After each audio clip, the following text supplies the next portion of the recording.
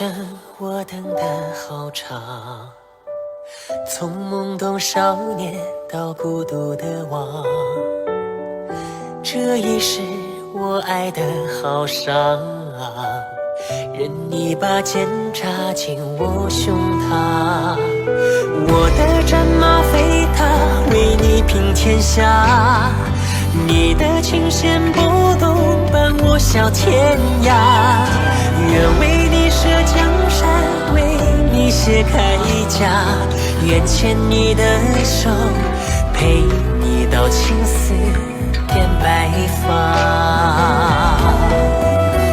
那孤傲的背影掩不住金色的眉，芳香的一吻止不住风干的泪，不记得岁月，诉不完思念如水，自问来时路走不尽爱的轮回，上满天落花，与你笑颜相随。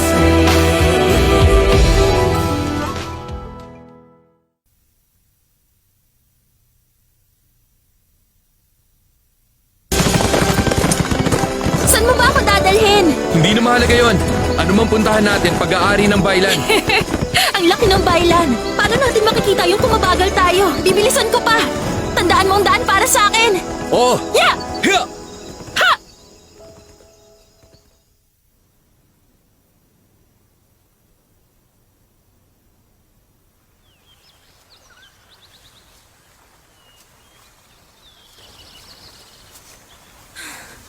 Matagal ako nawala sa bailan. General, tama ang mga sinabi mo. Totoo nga na nababahala ako. Mas mahirap ang kalagayan ngayon sa palasyo ng Yunnan. Totoo yun. Maaari mong sabihin sa akin ang iniisip mo. Gagaan ang pakiramdam mo. Kamamatay lang ng kuya ko. Nais ni Punong Ministro Gui na bumalik ako upang pamunuan ng bayan. Naging marahas ang aking kapatid sa kanya. Tiyak, gagamitin niya ang nangyari para sa ambisyon niya. Ngunit marami pa rin sumusuporta sa kuya ko. Kahit ayaw ko sa kapangyarihan, magkakagulo pa rin sila. Pakiramdam ko, manganganib ang buhay ko sa palasyo. Kamahalan, tingnan mo. Yan ang imperyo ng Bailan. Napakaganda. Ang kabundukan at ilog na yan, pag-aari mo. Ang mga tao, pati mga opisyal sa palasyo, pag-aari mo rin. Ang ibig mong sabihin, Ang Bailan, mahina sa hukbo, kulang sa general. Hindi kayang manakop. Sa ngayon, wala ka pang taga-suporta, kundi ang pamilya ng Gui. Kaya wala pang gulo.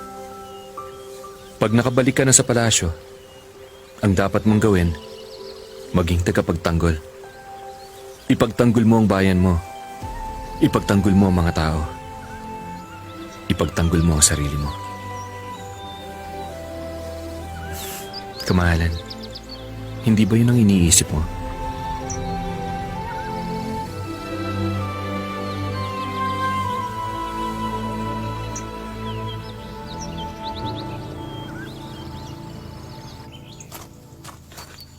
Paano ba kayo naghanap lahat? Bakit mawawala na lang biglang isang tao ng ganon? Wala sa inyo mabubuhay pag hindi nyo nakita ang prinsesa! Oo! General Gui! General Gui! General, 2 kabayo nawawala. Malamang kasama po siya ni Hesha. Sinasabi ko na nga ba't may masamang binabalak ang lalaking yun eh. Lahat ang tarangkahan, palabas ng bayan, isara nyo. Hanggat nasa bayan sila ng Bailan, maaabutan ko silang 2! Opo, prinsesa. Kamahalan, maaga akong nagising kaya lumabas ako. Anong dahilan ni General Gui upang gumawa ng kaguluhan?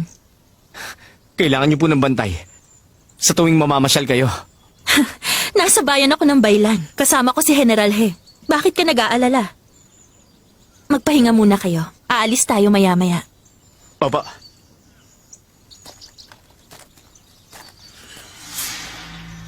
Saan kayo nagpunta?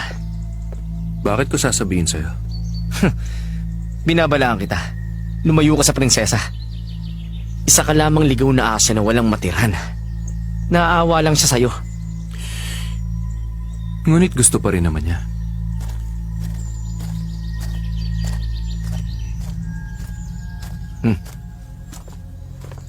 General Gui, Iligpit niyo na siya bago tayo pumunta sa Yunnan.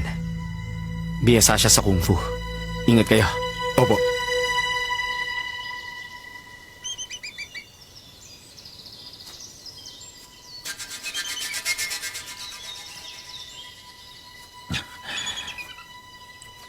Pagpalain po kayo, kamahalan. Tayong dalawa lang dito. Bakit kayo muyo ko, Ama? Tumayo ka. Opo. Tumatalab na ang lason. Pahina na ng pahina ang mangmang na emperador na yon.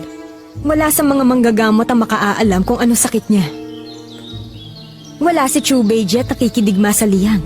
Wala siya sa hukuman. Gamitin natin ang pagkakataon upang kumilos agad. Kamahalan, ang taong may ambisyon, kailangan maging mahinahon at hindi padalos-dalos. Anong ibig niyo sabihin? Pag-isipan mong mabuti ito. Maaaring wala nga ngayon sa palasyo ang prinsipe ng Zhenbei, ngunit babalik siya balang araw. Kahit magtagumpay tayo sa paglason sa emperador, pagbalik ni Chu Beijie siguradong wala siyang paghihinalaan kundi tayong dalawa lang. Maaaring lamang tayo ngayon sa paglason sa emperador, ngunit pag nagbalik na si Chu Beijie, talo pa rin tayo. Kaya, hindi lang ang emperador ang suliranin natin, kundi pati si Chu Beijie. Papatayin mo siya? Wala na bang ibang paraan? Nakadepende yun kung magagawa mong mapapayag si Chu Beijie upang makipagtulungan sa atin. Kung hindi, hindi natin maiiwasang alisin ng sagabal. Ang tuluyang tanggalin si Chu Beijie, tunay ngang magiging mahirap gawin. Sinabi ko na sa inyo, mahirap gawin yan. Kung nagpakasal ako kay Chu Beijie, hindi ka sana nahihirapan ng ganyan ngayon. Sa kalagayan ko ngayon, paano ko siya makukumbinsing pumanig sa atin? Ano yan? Bakit? Sinubukan mo na bang gawin yon? Anong sabi ni Chu Beijie?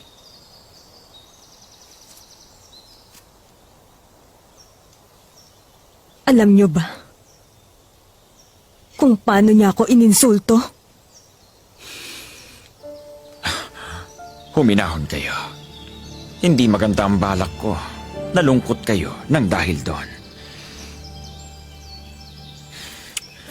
Kamahalan ngayong maganda ng katungkulan nyo. Magiging karangalan na para sa kanya kapag kayo mismo ang kumausap sa kanya.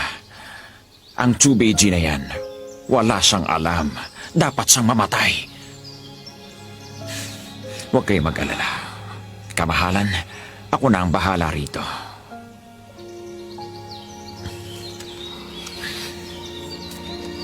Basahin niyo ito. Ano to? Ang emperador ng Liang nag-utos upang bigyan ako ng sulat. May naisip siyang magandang ideya. Kasalukuyan nakikipagdigma si Chu Beijie sa Liang. Ito na ang tamang panahon. Nag-utos na ako ng mga tauhan. Huwag kayong mag-alala. Hindi ka madadamay sa isang ito. Sinasabi ko lang para alam mong tungkol dito. Kung kailangan, bigyan mo ko ng isang taong mapagkakatiwalaan ko at kami iyong tulungan. Taong gagawa?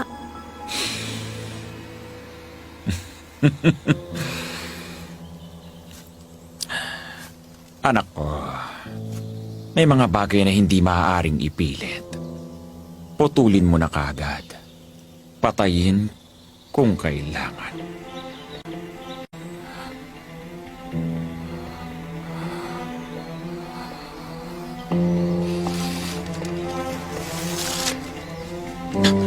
Kamahalan,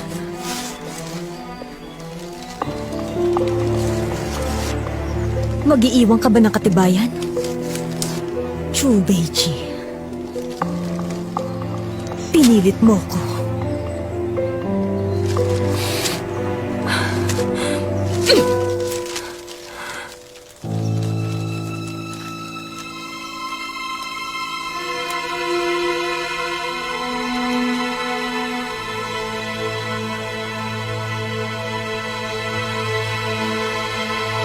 Ngunit tuwing umaga, may maliit na pangkat na nagpupunta sa masukal na gubat at bumabalik pagabi na.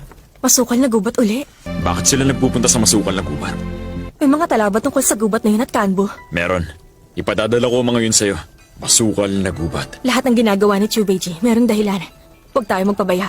General, magpadala ka ng maliit na pangkat sa masukal na gubat upang magbanman. Oo. Sandali. Bakit ang dami naman yan? Hiningi ni Binibining ba ito? Iligay mo ron. Oo.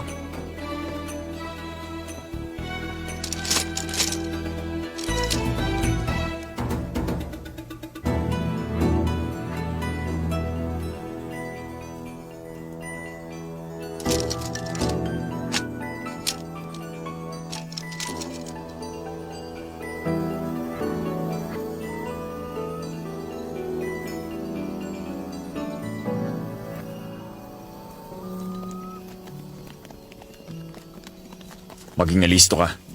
Patatagin ang depensa. Opo. General, Si Binibining Bay. magdamag po siyang gising. Ano? Hindi natulog? Nag-aalala ko na baka mapagod siya. Nahanap ko na! Bubuyog! Bubuyog? Nakasulat yun sa mga tala. May makamandag na bubuyog sa masukal na gubat. Sa sobrang makamandag, nakakamatay. Nakatira yun sa masukal na gubat dahil paborito ng pamugara ng matitinik na puno't halaman doon. Dahil sa lasa ng halamang yun, nagiging mabangis sa mga bubuyog. Ngunit maaaring gawing lunas sa lasa ng mga dahon nun.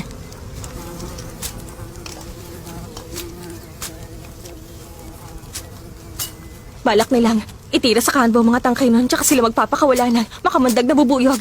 Higit sa kalahati sa atin ang tiyak na mamamatay. Pag alis ng mga bubuyog, aatake ang Jin. Dahil doon, mauubos sa mga natitira sa hukbo ng liang.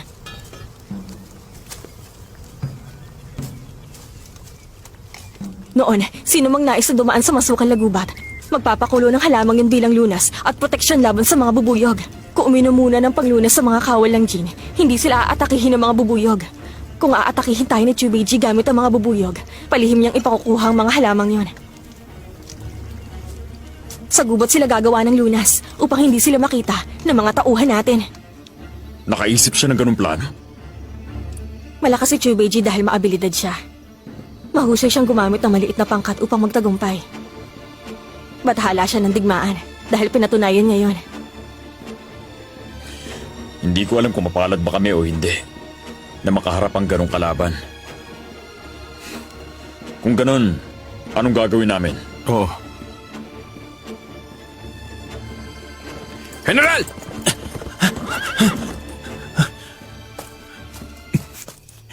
Punong General, nasiyasat ko na masukal na gubat. Ang mga kawal ng Jin nagpapakulo ng halaman. Hindi nila ginalaw yung mga halaman sa labas upang walang makapansing putol na yung mga nasa loob. Yung mga dahon nilang nakuha, tuyo na. Malamang matagal na sila nag-umpisa. Gaya na naging hula mo. Kawal, dalhin mo sa akin yung natitirang halaman dun sa gubat. Opo. Wag na. Isa't kalahating araw ang kailangan upang gumawa ng lunas. Kung nagputol sila ng puno nung nakaraang 2 araw, kompleto ng kailangan nila. Mag-uumaga na. Oh, anong nais mong sabihin? Wala kang dapat ipag-alala. Mula nang iniwan ko ang lungsod ng Guzang, alam kong darating ang araw na to. Sino mang makaharap ni Chubeji, palaging nahihirapan. Hindi tayo ang una at huling mahihirapan. Mukha yatang. Punong General, kailangan mo kong ikuha ng kudyapi mula sa kanbo. Kudyaping may matibay na pisi. Ano?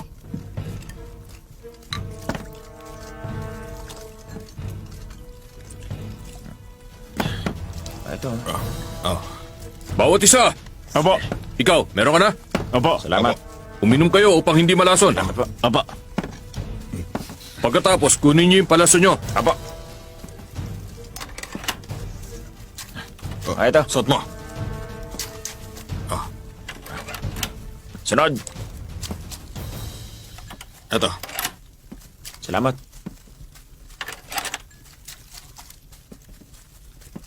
Suot mo. Salamat. Oy, isuot mo na yan. Oo. Oh, Ito. eto. Opo. Tandaan nyo, gamitin nyo yan ng tama. Naintindihan nyo? Opo. Tandaan nyo. Apo. Sumunod. Ito. Opo. Eto. Hindi pa na isa. Kunin mo to. Kunin mo.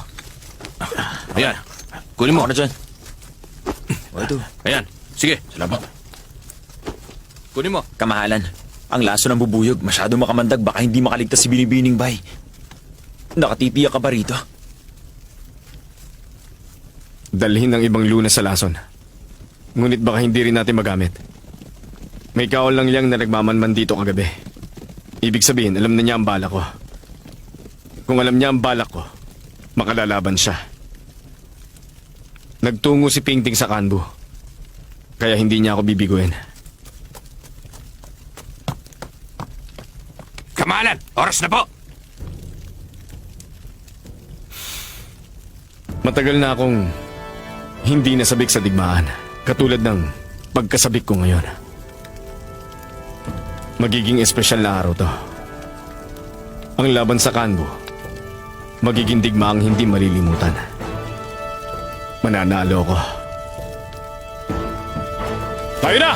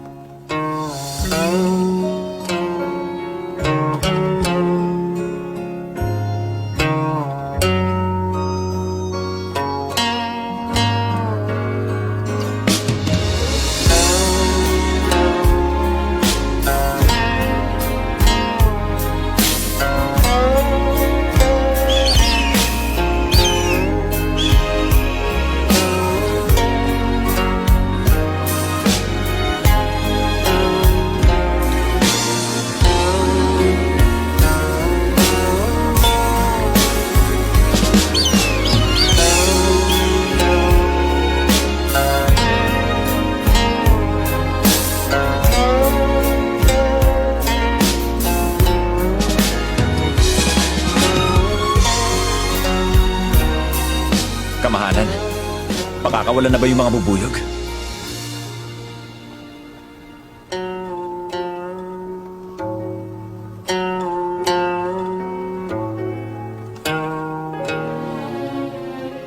Sandali lang.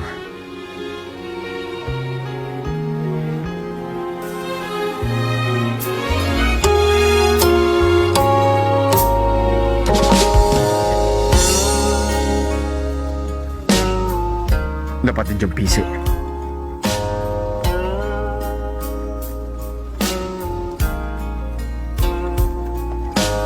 Kamahalan. Pati yung pangalawang PC.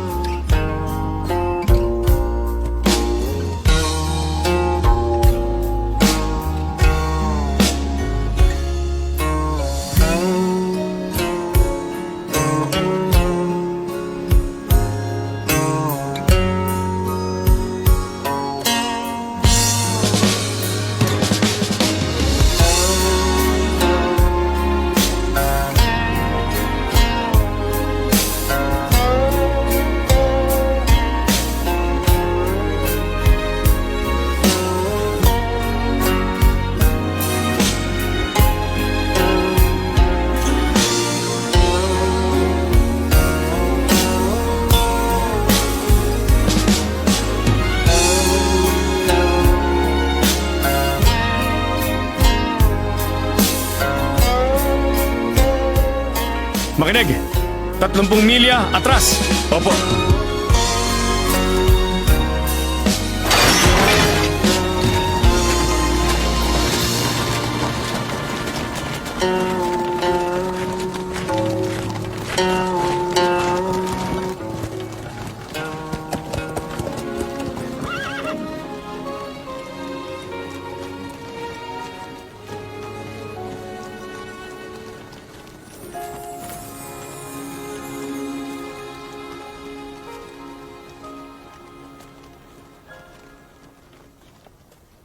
Ganito ka ba magtaboy ng kalaban?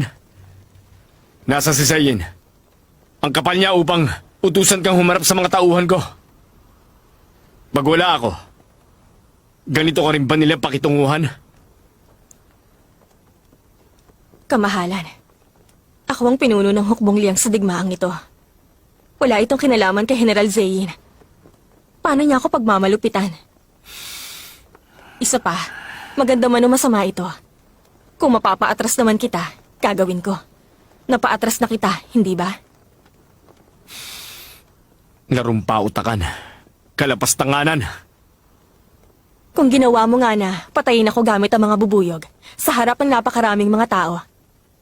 Malamang, magngingit-ngit sa galit ang hukbo ng liyang. Pag ganoon, kahit umasakop mo pang lungsod ng Kanbo, lahat ng mga kawal at sibilyan sa loob, titiyak yung magbabayad kayo sa ginawa nyo. Isa pa, pag nalaman ng mga tagaliyang na isang babae ang malupit na pinatay, habang ipinagtatanggol ang lungsod nila, lahat ng kawal at mga sibilyan ng liyang siguradong maghahandang labanan ka. Alam mo ang tapang ng isang hukbong lumalaban para sa tama. Pag nag-alab ang damdamin ng mamamayan ng bayan, kahit makapangyarihang hukbo, tiyak na walang magiging laban. Kaya mas ninais mong sumugal? Kung hindi ka gumamit ng ganong paraan, hindi ako hahantog sa ganito. Wala ka na maisip. Nung nagawa mo akong paatrasin, ipinagkalat mo na rin sa lahat kung ano ang kahinaan ni Chu Beiji sa laban. Pagkatapos, dahil sa nangyaring to, malalaman na ng lahat kung sino minamahal ni Chu Beiji. Kahit anong mangyari, hindi kita isasakripisyo, Pingting. Utos ng prinsipe ng Shenbei, napatayin kita! Hindi mo ako isasakripisyo.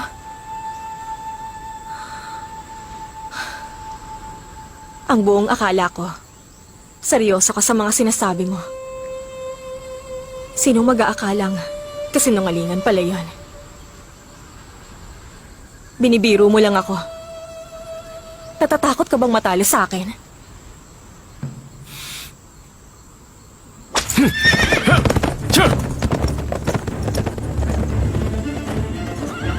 Sagutin mo ako, bakit ka nangingialam sa laban? Bakit mo tinutulungan lang niyang? Hindi liyang ang umatake sa mga mangangalakal lang, Jin. Hindi sila? Hindi. Tila, alam mo na kung sinong pasimuno ng digmaan na to. Kung walang balak ang Jin na lusubin ng liyang, sino mag-uumpisa ng digmaang to? Ikaw ang bahala.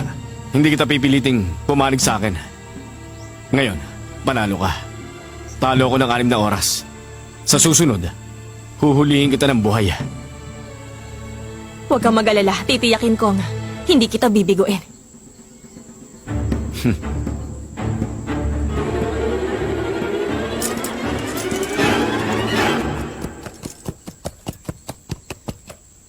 Wala na mga tao sa lungsod ng Kanbo.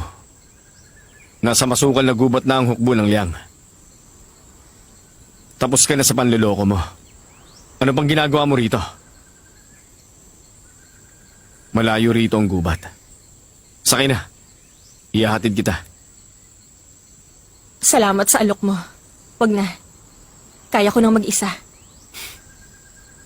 Magiging magkalaban tayo sa loob ng 6 na oras. Pag ganun, hindi na ako maaawa.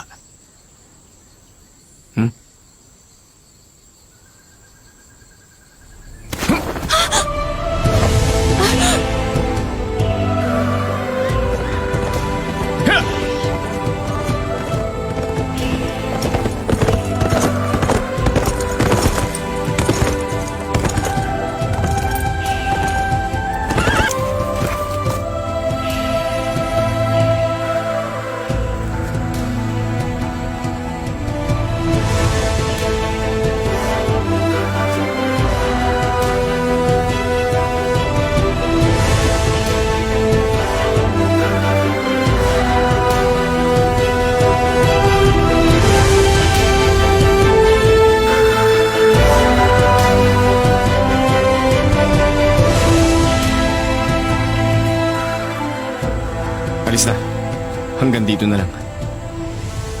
Hindi ko babatiin si Zayn dahil magkikita rin kami.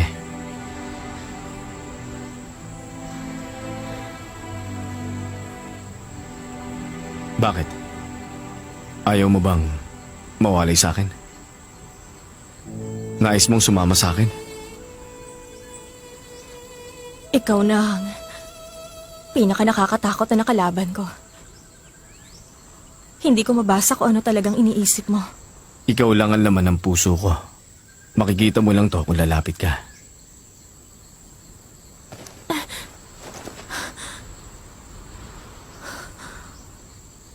Ayan. Ayaw mong tingnan. Ngunit nababahala ka't hindi mo ako mabasa. Pinuno tayo. Naglalaban ang hukbo natin. Huwag kang magsalita ng kalokohan. Seryoso ako sa bawat sinasabi ko sa'yo. Mag-iingat ka.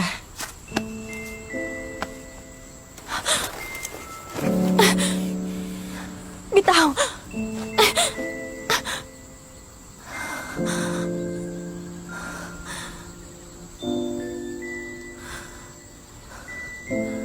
Chubeji, ilang beses mo akong iniligtas. Malaki ng utang ko. Pag namatay ka, sa laban dahil sa akin, mamamatay na rin ako. Buhay kong kabayaran.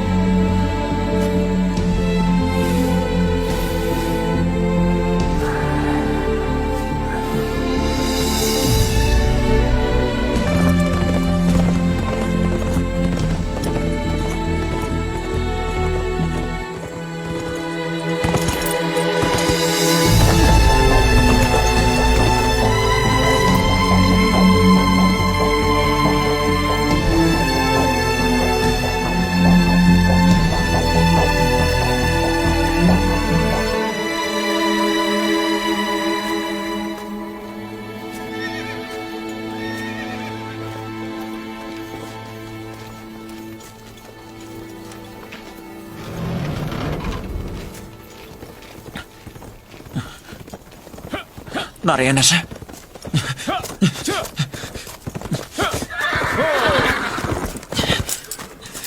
Kamahalan, nakabalik ka na. Mapanganib ba naisip ni Binibining Bay? Kung inatake mo siya, hindi ba magiging isa kang lalaking umatake sa isang babae na walang kalaban-laban? Kamahalan. Sa pagkataong mandirin ba? Pag nabahiran ng isang reputasyon mo, maapektuhan ang moral naming lahat, hindi ba? Ayos lang kung hindi umatake si Binibining Bay. Ngunit pag umatake siya, malupit. Buti hindi pa tayo umaatake. Hindi ako aatake. Kung hindi ko nakumpirmang buhay siya. Pag natalo ko kay Pingting, buong buhay ko yung pagsisisihan. Anong halaga ng lungsod ng Kanbo kumpara sa hibla ng buhok niya? Sandali, kamahalan. Aatake ba tayo o hindi? Oh, sa loob ng 6 na oras. Ngunit kamahalan, kahit may lason tayo, hindi natin malulusob ang lungsod kung nandun si Binibining Bay sa labas. Kahit yung mga panang pakakawalan natin, baka tumama sa kanya. Hindi tayo sa lungsod. Ha? Hindi sa lungsod? Maghanda kayo ng maraming tubig at pagkain. Pupunta tayo sa masukal na gubat. Masukal na gubat?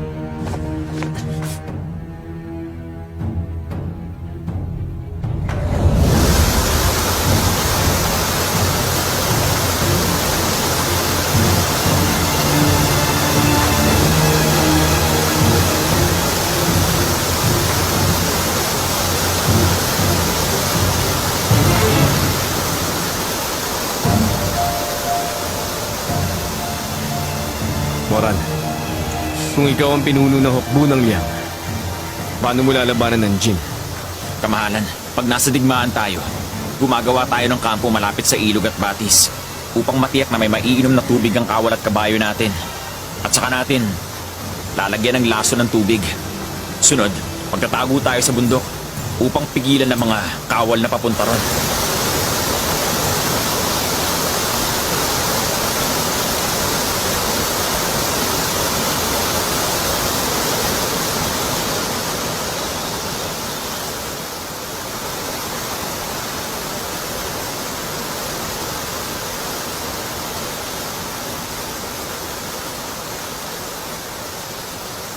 Puno General, Binibining Bay. Nasa gubat ang kukubo ng Jin sa paanan ng bundok ng Janqing. Sa bundok ng Jiangqing. Kinakausap ko ang general upang magtayo ng kampo sa tuktok ng bundok ng Jiangqing. Ito ang pinagkukunan ng tubig ng 6 na batis na nasa bundok. General Ruohan, magtungo kayo ng pangkat mo pababa ng bundok upang lasunin ang 6 na batis doon upang mawalan sila ng tubig. Magandang balak nga yan. Unang beses nila sa masukal na gubat, hindi nila alam ang lugar. Bago nila mapansin, may laso na ang tubig nila. Pag wala na silang tubig, tiyak hindi na sila tatagal. Ngunit pag wala silang makitang malinis na tubig, manghihina ang mga kawan nila at bababa ang moral. Tapos, pagsapit ng gabi, aatakihin natin sila. Ipatikim natin kay Chubeji ang kapangyarihan ng kubo ng Liang. Ang bundok ng Janqing ang pinakamataas na lugar sa gubat. Narito rin ang pinagkukunan ng tubig. Natitiyak kong magkakampo sila sa tuktok. Ang utos ko, bawalan ang lahat na uminom ng tubig sa mga batis. Sa digmaan, ang isip ang pinakamahalaga. Ang balak na to, tiyak nga nagagana sa iba. Kaya lang, kung gagamitin laban kay Chubeji, hindi ako nakatitiyak. Binibini, bakit gagana yun sa iba? Ngunit pagdating kay Chubeji, hindi. Dahil siya si Chubeji. Kung hindi si Chubeji ang kalaban natin, wala sana tayo sa digmaan. Ang masukal na gubat, may 100 milya papunta sa Kanbu. Malawak to. Kahit na 50,000 ang hukbo ng Liang, pag nagtago na sila sa kagubatan, halos imposible na para sa atin na hanapin sila gamit ang normal na pamamaraan. Maingat si Chubeji. Talo na natin siya noong una siyang pumunta sa lungsod ng Kanbu. Tapos naisip niyang gumanti gamit ang masukal na gubat. Binalak nga niyang atakihin ang lungsod gamit ang lason. Muntik na tayong matalo ron. Bakit hindi siya nagpadala ng tao upang siyasatin ang pasikot-sikot ng masukal na gubat? Moran, hatiin mo sa 6 ang pangkat mo. Gusto kong magtulungan sila. Utusan sila magtungo sa 6 na batis ang bundok ng Janqing. Huwag sila magkampo ron. Ang Liang, magpapadala ng mga tauhan nila. Kailangan lang natin magpakita sa harap nila upang sila ang umatake sa atin. Maghihintay tayo, saka natin sila susunggaban. Kung iniisip natin na kaya nating talunin si Chubeji gamit ang pagmamanipula sa tubig, tayo ang mahuhuli mamayang gabi. Tama ka nga. Konti lang ang alam natin. General, utusan mo ang mga tao mo upang alamin kung saan nagkakampo ang kalaban. Bumalik sila agad pag may balita na. Sa ganitong pangyayari, lalo tayong dapat mag-ingat. Kamahalan, hindi ba lubos na mapanganib ang subukang palabasin ng kalaban? Kahit na magmatsyag tayo sa mga batis, nagbabakasakali lang tayo. Hindi natin alam kung aatakihin ba nila tayo sa oras na yun. Kamahalan, kagana to kung lalaban tayo hanggang huli. Kaya lang konti lang ang tubig at pagkain natin. Pag naubos na ang rasyon natin, hindi ba matutuwa ang kalaban? Kamahalan, ba't hindi na lang natin tapusin agad? Hindi ba mas maganda kung tatapusin natin ang hindi lumalaban? Nang hindi lumalaban? At isa pa, dapat nating ipadalang maliliit nating pangkat. Kailangan nila maghiwa-hiwalay upang hanapin ang bakas ng kalaban. Pag nakita na nila, atakihin nila sa lahat ng direksyon. Malilito ang kalaban dahil sa pag-ataking yun. Hindi nila malalaman kung nasaan tayo. Sa pag-atake sa kanila, maaagaw ang atensyon nila sa dapat nilang gawin. Magkakaroon tayo ng oras. Naputol na natin ang tubig nila. Pag nagawa natin pahabain ng oras, tiyak na, panalo na tayo. Masusunod po.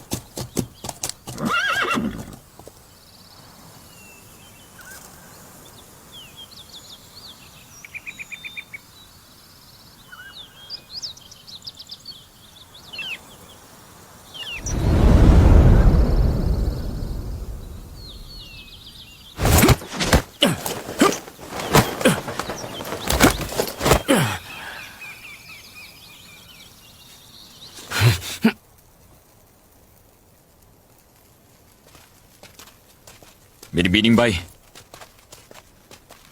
Bakit? May balita na? kararating lang. Marami silang kampo dito sa paanan ng bundok ng Jianqing. Matapos namin mag-usap ni Rowohan, nagpasya kaming tingnan yun. Ngunit wala. Wala sila ron. Wala ron? Nung nagpunta kami ron, wala nang mga tao. Meron lang ilang lutuan na kagagamit pa lang. Mainit pa, kapapatay lang nung apoy. Akala ko nagkataon lang yon. Ngunit paulit-ulit namin nadatnan yun. Kakaiba ito. Binibining bay, mawawala at lalabas sila. Yung mga kawal namin nagbibiro, baka nasa ilalim daw sila ng lupa. May makapagtatago ba sa ilalim ng lupa? May hindi tama.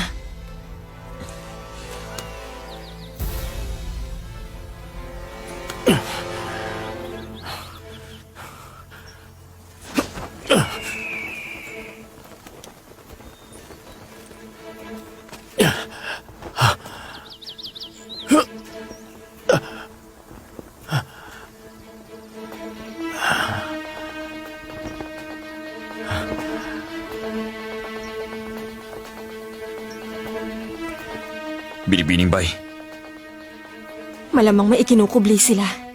Ikinukubli? Simple lang. Kung nagkampo nga talaga sila at inatake natin sila, hindi nila malalaman at di sila makakapagtago agad. Pinapainan nila tayo para magkaroon ng oras. ang ibig mong sabihin, wala silang balak na lumaban? Pinapahaba lang nila ang oras? Ganun na nga. Ayaw ni Chubeji na lumaban ng harapan. Kaya lang, wala na silang makukunan ng malinis sa tubig. May rasyon sila. Ngunit hindi rin yung tatagal. Hindi ito ang tamang oras upang pahabain nilang oras. Maliban kung ang gusto nilang gawin ay ang agawin ang atensyon natin. Sino kayang ikinukubli nila?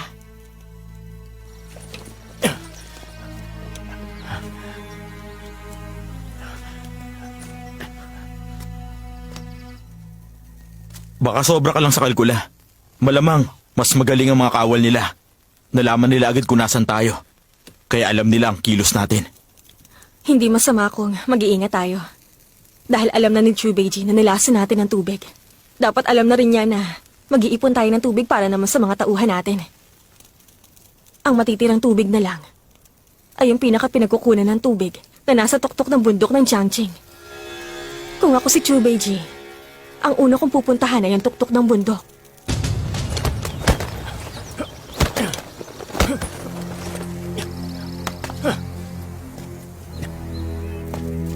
Ngunit may mga tauhan tayo na nagbabantay sa paanan. Pag nagtangka siyang umakyat, makikita siya agad.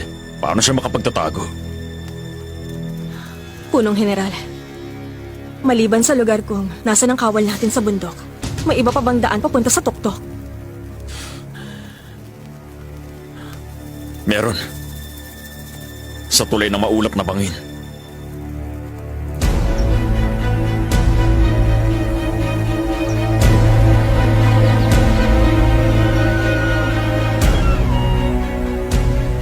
Ang tulay na yon, papunta yun sa bundok ng Lianqing. Ngunit makitid yung tulay. Madulas sa bundok at mahangin sa bayan. Lubang mapanganib. Abandonado na yon. Ngayon, daan na lang yun para sa mga hayop. Ang isang hukbo, hindi makatatawid doon.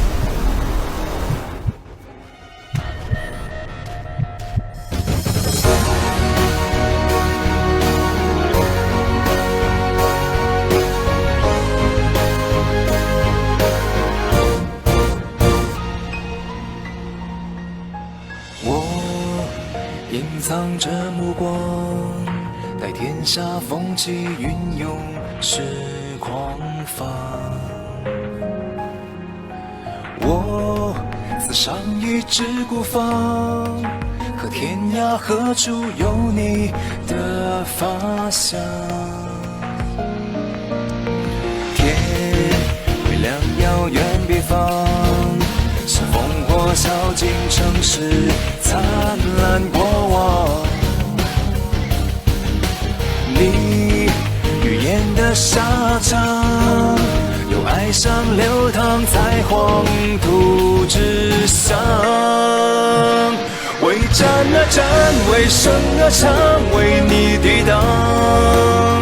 对月仰望，对天呐喊，对你疯狂。盔甲肩膀，荒凉悲壮，别忘记我模样。无我，无名，无常。从此随我的心事，从此断茫茫归途。边缘小巷最深处，我回首来时路，何来繁华的嚣张？烈日当空，心灼伤，我永不降服。为战而战，为生而唱，为你抵挡。对月仰望，对天呐喊，对你疯